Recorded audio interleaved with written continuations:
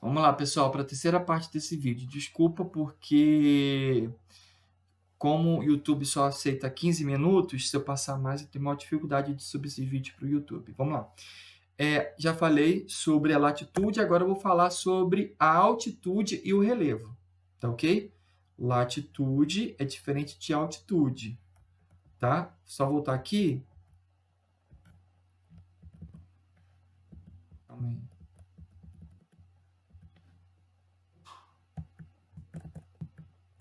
Epa. Quando eu falo latitude, eu estou falando de distâncias em graus de qualquer ponto da superfície terrestre com referência à linha do Equador. Isso é latitude. Quando eu falo em altitude, é uma medida vertical referente ao nível médio do mar, ok? Então, a altitude é uma medida vertical referente ao nível médio do mar. A altura, não. A altura é uma medida vertical da sua base até o ponto mais alto. Ou seja, na altura, eu não considero o nível médio do mar. Geralmente, a altitude é ligada para regiões, para relevo, altura para prédios, casa, pessoa, ok? Então, altitude, medida vertical, referente ao nível médio do mar. Então, como que a altitude tem a ver? Quanto maior a altitude, menor vai ser a minha temperatura. É parecido com a latitude. Por quê? Entre 100 e 150 metros, a cada 100 e 150 metros de altitude, a tendência é de diminuir 1 grau centígrado, ok? Conforme eu vou aumentando a minha altitude, eu diminuo, vai diminuindo a quantidade vai diminuindo a temperatura. Por que que isso acontece, gente? Deixa eu ver se eu botei aqui. Botei. Por que isso acontece? É simples. Quanto maior for a partícula de oxigênio na atmosfera, maior a retenção de calor. Como que funciona isso? Regiões de baixa altitude, eu tenho maior quantidade de oxigênio na atmosfera, logo vai ter maior retenção de calor. Então, baixa altitude, eu vou ter maior temperatura. Conforme eu vou aumentando a minha altitude, o ar vai ficando rarefeito. O que é isso? O ar vai ficando com menos partículas de oxigênio. Se ele fica com menos partículas de oxigênio, ele fica com menor condição de retenção de calor. Então, se eu tenho um ar rarefeito, ele vai reter menos calor, logo a temperatura vai ser o quê? Menor. É mais ou menos aqui, ó. Quanto mais próximo do nível do mar, mais partículas de oxigênio. Quanto maior a altitude, menor partículas de oxigênio na atmosfera. Ok? Vamos lá. Fatores do clima. Aqui eu tenho continentalidade e maritimidade. Como que funciona isso? Continentalidade está dizendo que é uma região continental, distante do mar. Quando eu falo maritimidade, é uma região litorânea, uma região próxima do mar. Qual que é a diferença? Como que isso funciona? Gente, o solo, ele aquece com facilidade e resfria com facilidade, tá? O solo, ele aquece com facilidade, a superfície do solo aquece com facilidade e resfria com facilidade. Vamos usar aqui o deserto. Então, durante o dia, ele fica retendo todo o calor, retém todo o calor, e aqui fica em temperaturas elevadíssimas.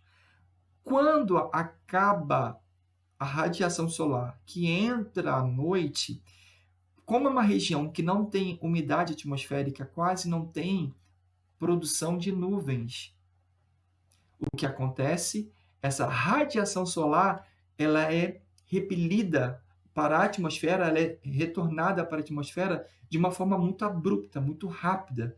Então há uma inversão térmica, de repente estava quente e fica logo frio. Por isso que no deserto pode chegar graus elevadíssimos e à noite pode chegar graus negativos. É esse mecanismo.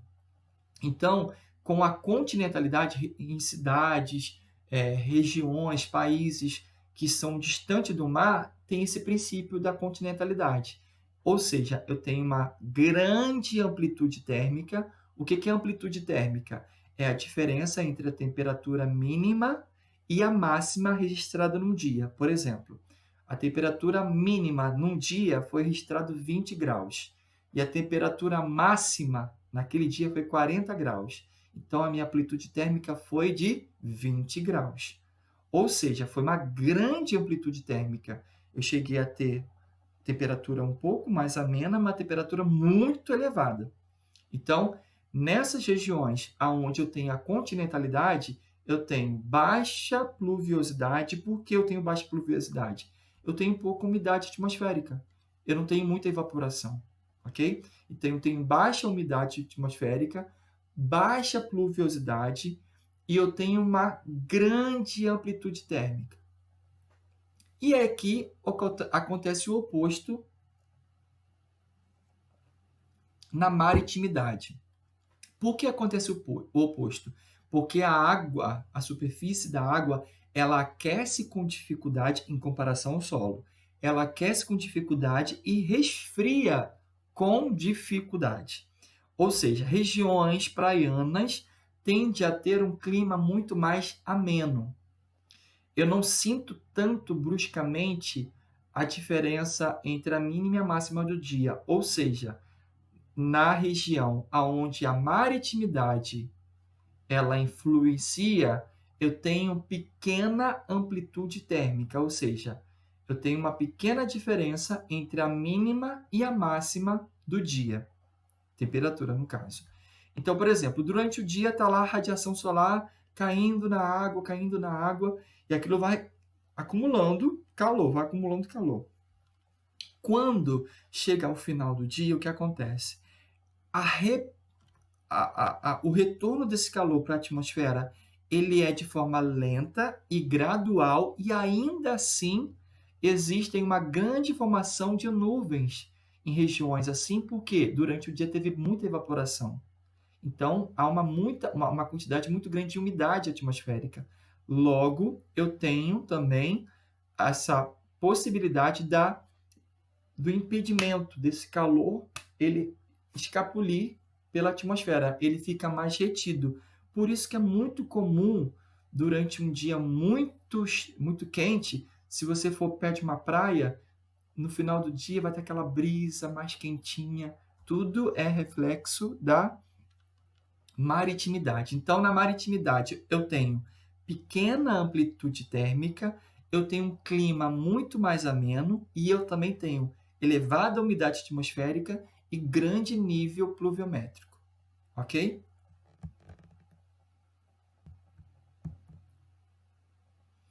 Ilhas de calor, vamos lá. É outro fator de clima. A ilha de calor está ligado à questão da cobertura do solo. Se é uma cobertura de concreto ou se é uma cobertura vegetal. Como assim, gente? Quando eu tenho uma cobertura de concreto, lembra que eu falei anteriormente? Essa superfície aqui, ela retém calor com muita facilidade. Já a vegetação, ela retém calor com um pouquinho menos dificuldade. Sabe por quê? Existe uma taxa chamada taxa de albedo. É a taxa de refletividade. Quanto maior albedo, maior reflexão, maior refletividade vai ter. Por exemplo, uma camisa preta tem baixa taxa de albedo, ou seja, ela retém muito calor. Uma camisa branca, ela tem uma elevada taxa de albedo em comparação à camisa preta. Por quê? Ela reflete mais calor. Logo, se você usar uma blusa no verão preta e branca, com qual camisa você vai sentir mais calor? Claro que é a preta. Então, o concreto e o asfalto, ela tem baixa taxa de albedo, ou seja, baixo poder de refletividade. Ela retém mais o calor. Já a vegetação, ela tem alta taxa de albedo. Então, ela retém, mas repele também muito calor. E também tem outra coisa. A transpiração, a evapotranspiração das plantas e da água do solo faz com que o clima fica mais ameno, vai ter mais partículas de umidade, ok? Então, só para vocês terem noção, é possível numa área urbana estar de 3 a 10 graus Celsius mais quentes do que uma zona rural. E aí nós temos chamadas a ilha de calor. Por exemplo, de repente, essa área urbana está próximo dessa zona rural. Então, aqui vai estar quente e aqui vai estar frio. Não vai estar frio, vai estar mais ameno, melhor dizendo. Então, aqui vai ser uma ilha de calor, ok? Então, ilha de calor refere-se a uma área que vai estar com uma temperatura mais elevada do que suas áreas adjacentes. Geralmente, as áreas adjacentes são áreas mais vegetadas, ok? Coisa pra caramba, né? Aqui, ó, só para vocês terem entender aqui, ó. Aqui, ó, é a graduação do calor. A área urbana, o calor lá em cima. A área rural, onde eu tenho mais vegetação, eu tenho uma variação maior de temperatura. Classificação climática.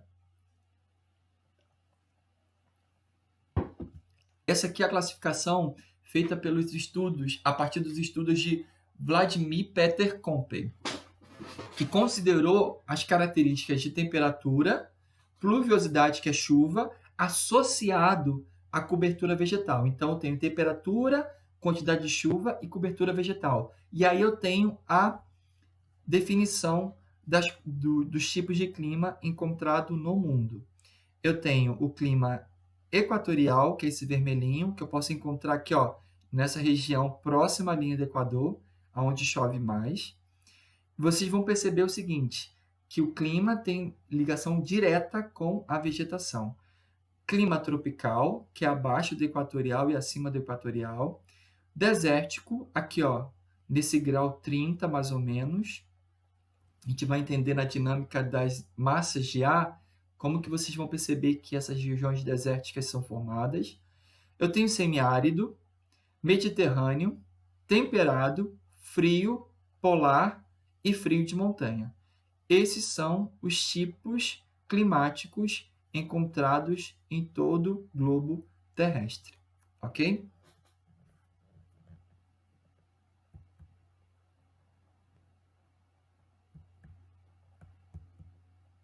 Gente, agora eu vou entrar num tema que ele é bem longo, então eu vou parar o vídeo aqui e daqui a pouco a gente retorna, tá ok? Um abração.